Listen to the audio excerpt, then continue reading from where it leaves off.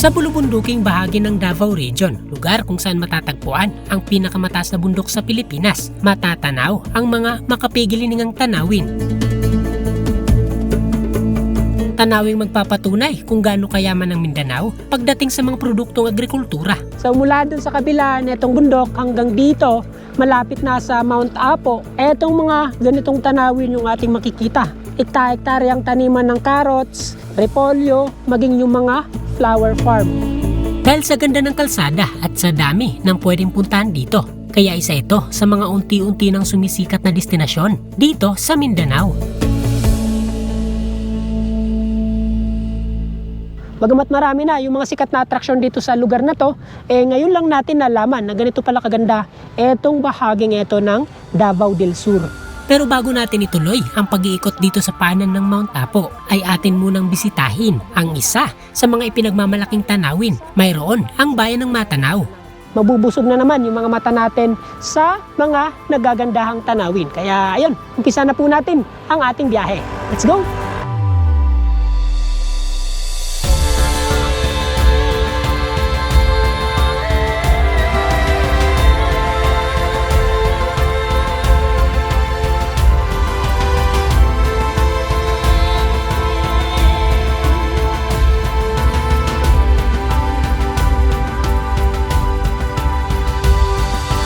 So dapat sana pupunta tayo ngayon sa Higuasan Marsh. Pero dahil nga nung nagtanong-tanong tayo sa mga pulis na nadaanan natin, hindi na muna nila isinuggest na magpunta tayo doon kasi alam nyo naman, mag-election, medyo mainit ngayon yung mga lugar na madadaanan natin papunta doon. Kaya para safe, pagpaliban na muna natin hanggang sa matapos muna yung election. Baka next year na po natin mabisita o mapuntahan yung Higuasan Marsh.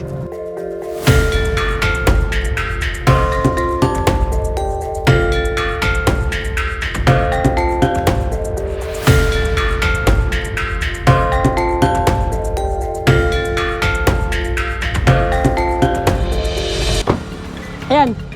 So, inabot lamang po tayo ng mahigit 30 minutes mula doon sa National Highway bago narating etong lugar na nakapin sa mapa. At dito, makikita po natin etong napakagandang view. Ayan o.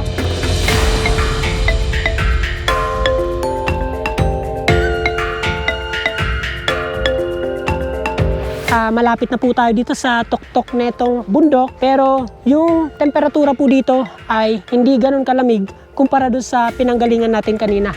Mainit. Yung mountain top ay dito sa bandang to nakapin sa mapa. Pero ayon sa napagtanungan natin ay sa kabila pa pala yung daan, kailangan pa nating mag-travel ng ilang minuto bago marating yung tourist attraction na dinarayo dito sa Matanaw. Sa bahaging ito ng Davao del Sur, matatagpuan ang mga naggagandahang kuweba, waterfalls at nakamamanghang pagkakahanay ng mga kabundukan. Kaya naman tuwing Sabado at Linggo ay maraming turista at mga motorista ang umaakyat dito.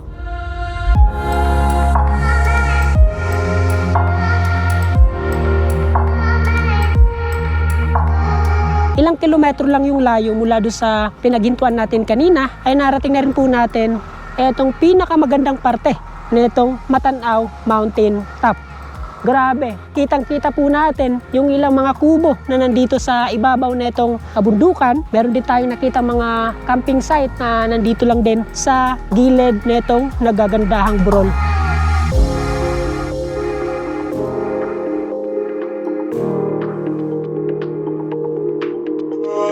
Maliban sa mga camping site ay nagkalat din yung mga restaurant, yung mga farm, taniman ng gulay na nandito sa bahaging ito ng Matanaw.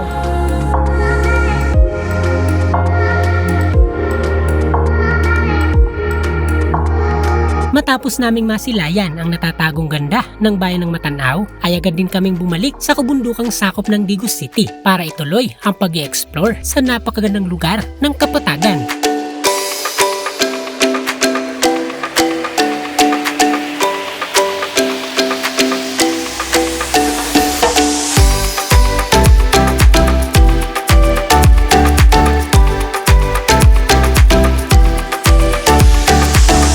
lang at natsyempo sa magandang panahon ang pag-akyat natin dito. Walang makapal na fog at walang nangingitim na ulap. Talaga namang napakaswerte natin at nasilayan natin ang ganitong ganda ng Davao del Sur.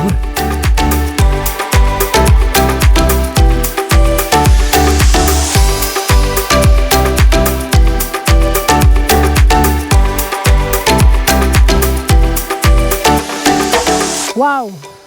Grabe, talagang sobrang ganda ng view na matatanaw natin mula dun sa bungad netong lugar hanggang dito sa taas. Kahit saan tayo tumingin dito, talaga namang picture perfect etong lugar.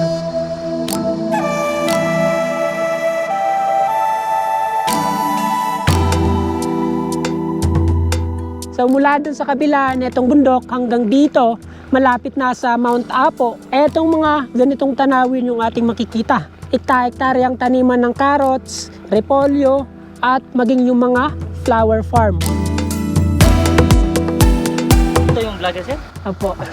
Nakita namin sa... Ano yung nakita mo na? Yung sa... Pumasok ka sa Tunnel? tunnel. O yun, oo. Dito walang tunnel. Mayroong tunnel ito, sir. Saan? Tunnel ni Mari. Tunnel ni Mari. Parang ibang tunnel yun, sir, ah. Sa isang motor, tingnan nyo naman kung ilang sako ng repolyo yung kaya nilang mahakot.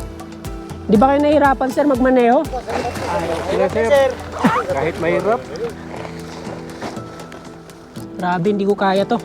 Tapos tingnan nyo naman yung kalsada nila na dinadaanan para mahakot dito itong mga repolyo.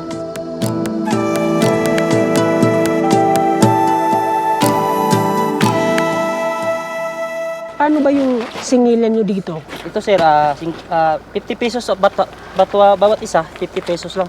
Sa isang sako, 50 pesos yung singil nyo. Oo. Sa isang motor, nakakailang sako kayo? Siya mga 20 na. Mula anong oras? Kanina pang umaga. Tapos hanggang ngayon, naka-20 na siya. Oo. Pero napansin ko, sila may helmet, ikaw wala. Galing sila kasi sa Digos kanina. Puro kami dayo dito. Galing kayo ng Bansalan. Salat ako, sir. Taga Bansalan ka. Opo.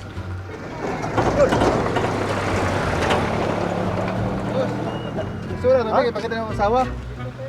Na ako na, para kuha kayo lahat. Okay, 1, 2, 3.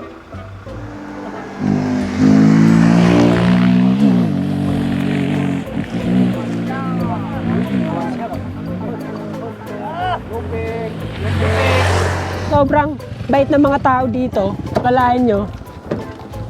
Binigyan tayo ng mga repolyo. Hindi pa po natin siya babalatan. Doon na natin kukunin itong ibabaw na dahon pag halimbawang lulutuin na natin to. Siyempre, dahil nga sa binigyan tayo ng repolyo, dapat meron din tayong ibibigay. Ano, okay na, sir? Pero napansin ko, sir, parang wala kang helmet. May helmet ka ba? Wala. Wala? Bakit? Okay lang. Okay lang? Hindi yun okay. Hindi, bigyan natin ng ano.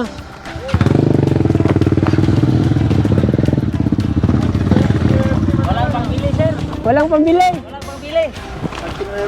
Ang pag-sinete naman.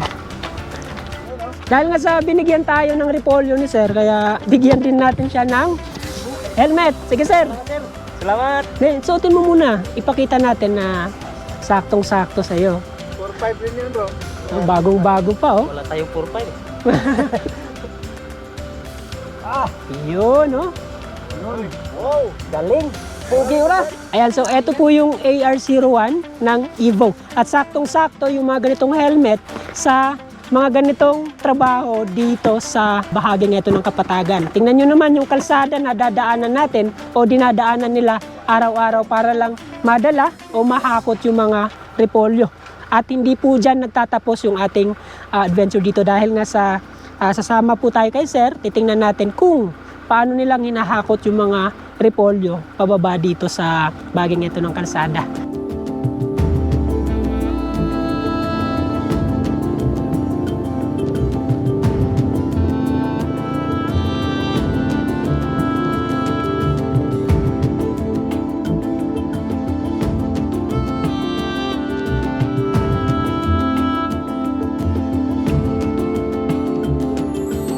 Sa layong abot sa mahigit 30 kilometro mula sa sentro ng Digo City, mararating ang bahaging ito ng Mindanao kung saan tanaw ng malapitan ang tuktok ng Mount Apo.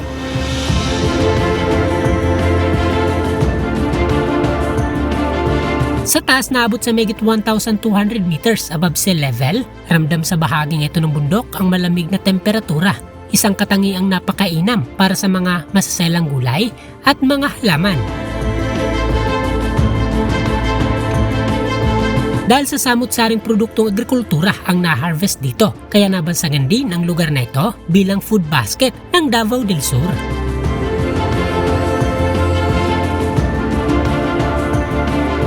Maliban sa magandang tubo ng mga pananim ay unti-unti na ring umuusbong at lumalago ang turismo sa lugar. Patunay dyan ang pagdami pa ng mga atraksyon at mga establishmento na pinupuntahan ng mga turista.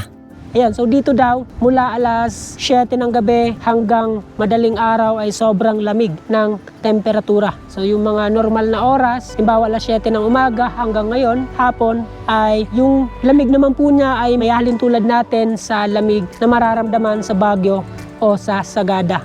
Kung sa Luzon, ay meron silang Mountain Province, meron silang Baguio, Sagada. Dito naman sa Mindanao ay meron po silang Kapatagan.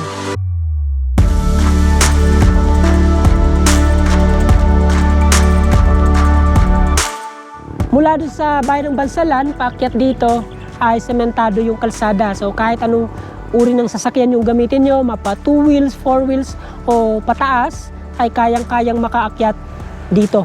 Siguraduhin nyo lang na bago kayo umakyat dito sa Kapatagan ay full tank yung inyong mga sasakyan. Kasi dito nakita natin na isa lang yung open na gasolinahan. Bagamat araw ng Sabado, hindi ganun kadami yung mga turista na nakasabay natin dito. Siguro, araw ng Linggo, nagsisiakyatan yung karamihan sa mga turista dahil nga sa walang pasok, walang trabaho. Kaya dito, nagbabanding o dito nagre-relax yung marami nating kababayan.